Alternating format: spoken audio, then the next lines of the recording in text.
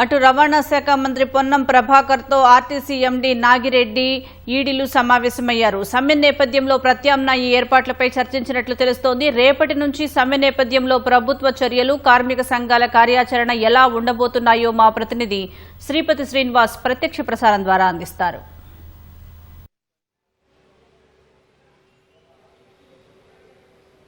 సరిగ్గా 41 రోజుల క్రితం అటు ఆర్టీసీ యాజమాన్యానికి మరొక పక్క లేబర్ కమిషనర్ కూడా మేము సమ్మె నోటీస్ ఇచ్చాం. అయినప్పటికీ అటు ప్రభుత్వం నుంచి కానీ ఇటు యాజమాన్యం నుంచి కానీ ఎటువంటి స్పందన లేదు. తప్పనిసరి పరిస్థితుల్లో సమ్మెకు వెళ్లాల్సి వస్తుంది. ఈరోజు అర్ధరాత్రి నుంచి సమ్మె సైరన్ మోగిస్తామని ఆర్టీసీ జేఏసీ నేతలు స్పష్టం చేశారు కొద్దిసేపటి క్రితం.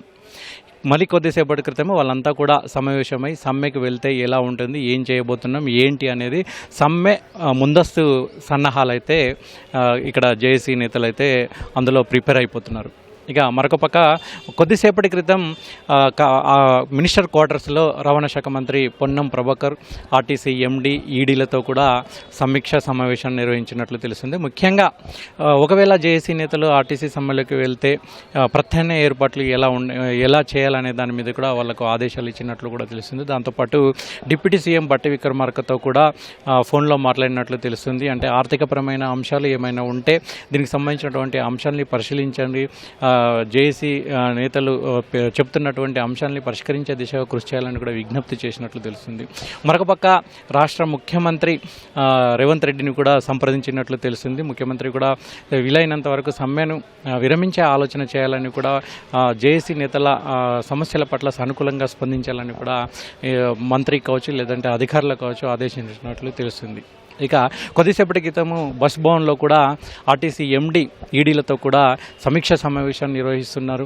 ముఖ్యంగా ఆర్థికపరమైన అంశాలు ఏమున్నాయి, జేఏసీ నేతలు ఇచ్చినటువంటి డిమాండ్లో ముఖ్యంగా ఆర్థికపరమైనటువంటి అంశాలు ఎన్ని ఉన్నాయి, వాటిని ఏ స్థాయిలో మనం పరిష్కరించే అవకాశాలు ఉన్నాయి అనే అంశాలని కూడా ఈడీలతో చర్చిస్తున్నట్లు తెలిసింది. అయితే ఆ సమీక్ష సమావేశం అయితే కొనసాగుతున్నట్లు తెలుస్తుంది. మరి కొద్దిసేపట్లో అంటే ఇవాళ మధ్యాహ్నం 3 గంటల సమయంలో జేఏసీ నేతల్ని పిలిచి చర్చలకు పిలిచే అవకాశాలు ఉన్నట్లు కూడా బస్ భవన్ నుంచి అయితే ఒక లీక్ అయితే వచ్చింది.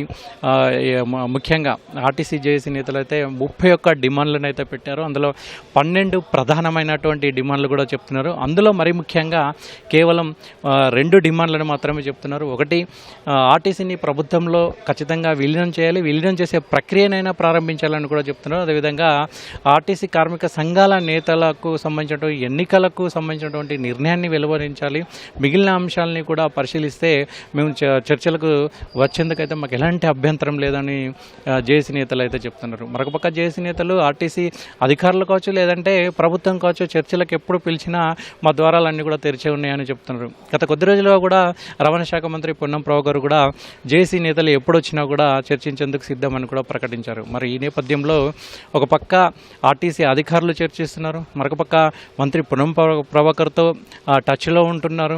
మరి జేఏసీ నేతల సమ్మెకు సంబంధించినటువంటి అంశాలని ఎప్పటికప్పుడు పర్యవేక్షిస్తున్నారు, పరిశీలిస్తున్నారు, వాళ్ళతో చర్చలు జరపాలని కూడా ఆలోచన చేస్తున్నట్లు తెలుస్తుంది. మరి కొంత సమయం అయిన తర్వాత జేఏసీ నేతలకు పిలుపు వచ్చే అవకాశాలు అయితే కనబడుతున్నాయి. మరి ఒకవేళ జేఏసీ నేతల్ని ఆర్టీసీ అధికారులు పిలిస్తే మనం ఏ విధంగా స్పందించాలి, ఏ అంశాలకి సై అనాలి, ఏ అంశాలని పరిశీలించాలి అనే అంశాల మీద కూడా జేఏసీ నేతలు ఇక్కడ ఆర్టీసీ ఎంప్లాయీస్ యూనియన్లో సుదీర్ఘమైనటువంటి చర్చలు జరుపుతున్నారు. వాళ్ళంతా కూడా లోపలే ఉన్నారు. వాళ్ళంతా కూడా అధికారులు కానీ ప్రభుత్వం కానీ పిలిస్తే మనం ఏ విధంగా స్పందించాలి, ఏ అంశాలకు మనము గ్రీన్ సిగ్నల్ ఇవ్వాలని కూడా చర్చలు జరుగుతున్నాయి. ఏదేమైనప్పుడు కూడా మరికొద్ది సేపట్లో అయితే దీనికి సంబంధించినటువంటి ఒక పూర్తి క్లారిటీ వచ్చే అవకాశం ఉంది. బస్ భవన్ నుంచి పిలుపు వస్తుందా లేదా, వస్తే జేఏసీ నేతలు ఏ విధంగా స్పందిస్తారు, సమ్మెకు సై అంటారా లేదంటే ప్రభుత్వం లేదంటే అధికారులు చెప్పినటువంటి అంశాలకు ఎస్ అంటారా అనేది అయితే చూడాల్సి ఉంటుంది. మరికొద్ది క్షణాల్లో అయితే దీనికి సంబంధించినటువంటి క్లారిటీ అయితే వచ్చే అవకాశాలు అయితే కనబడుతున్నాయి. ఇవి ఇక్కడ తాజా పరిస్థితులు.